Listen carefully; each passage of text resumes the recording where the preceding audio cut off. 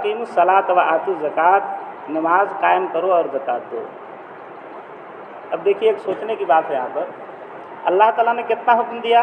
سب سے پہلے کہا کہ ایک اللہ کی پوجا کرو، دوسرے نمبر پر کہا والدین کے ساتھ اچھا سلوک کرنا، تیسرے نمبر پر رشتہ داروں کے ساتھ اچھا سلوک کرنا، پھر یتیموں کے ساتھ، پھر مسکینوں کے ساتھ، پھر اخلاق کی تعلیم۔ اس کے بعد اللہ تعالیٰ کہہ رہے ہیں نماز قائم کرو، وآتوا الزکاۃ اور زکوٰۃ دو۔ کیا مطلب ہوا؟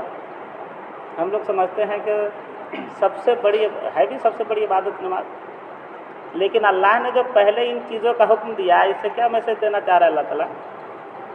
صرف نماز سب کچھ نہیں ہے، والدین کے ساتھ اچھا سلوک بھی بہت بڑی عبادت ہے، نماز سے پہلے اس کا تذکرہ ہے۔ رشتہ داروں کے ساتھ مل جل کر کے رہنا، رشتہ داروں سے رشتہ داری نبھانا، قرآن میں کہ یہاں پر کے تذکرے کے حساب سے نماز سے بھی پہلے، نماز سے پہلے اس کو کرنا ہے۔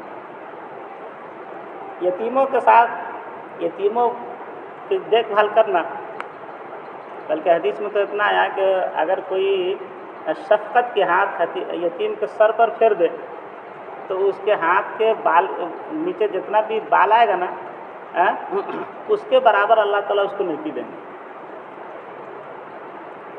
جہاں بھی حدیث میں یہ آتا ہے نا کہ بال کے برابر نیکی، تو یہ مطلب نہیں ہوتا کہ گن کر کے دیں گے، کثرت مراد ہوتی ہے کہ بہت زیادہ دیں گے اللہ تعالیٰ۔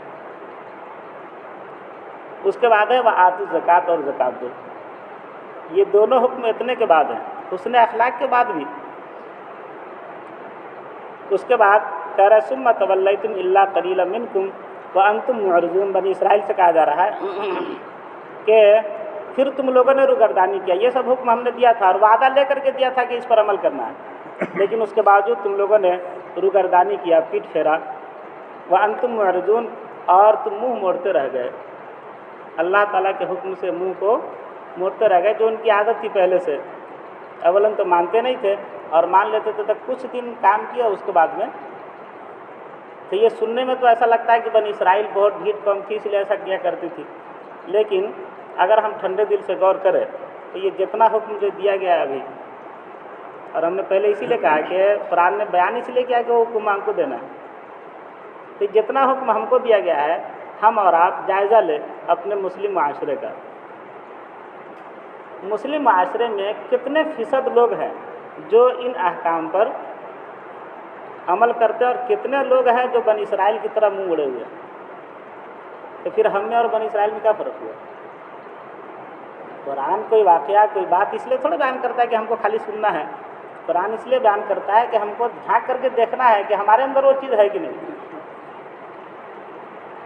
تو پورے مسلم معاشرے پر ہم نگاہ ڈالیں تو کہیں رشتہ داری کا مسئلہ ہے، تو کہیں والدین کے حقوق ضائع ہو رہے ہیں، والدین کی کوئی عزت نہیں کر رہا ہے، کوئی والدین کو پیٹ رہا ہے، تو کوئی گالی دے رہا ہے، تو کوئی بات نہیں مان رہا ہے، کوئی رشتہ داروں سے جو ہے الجھ رہا ہے، کوئی یتیم ہے تو اس کو سمجھانے کے بجائے گالی دے رہا ہے، کوئی مسکین ہے تو اس کا مذاق اڑا رہا ہے، اور کوئی آدمی، کچھ لوگ قسم کھائے ہوئے ہیں کہ ہم کو لوگوں سے میٹھی گفتگو کرنا ہی نہیں ہے، جب کرنا ہے تو کڑک انداز میں کرنا ہے۔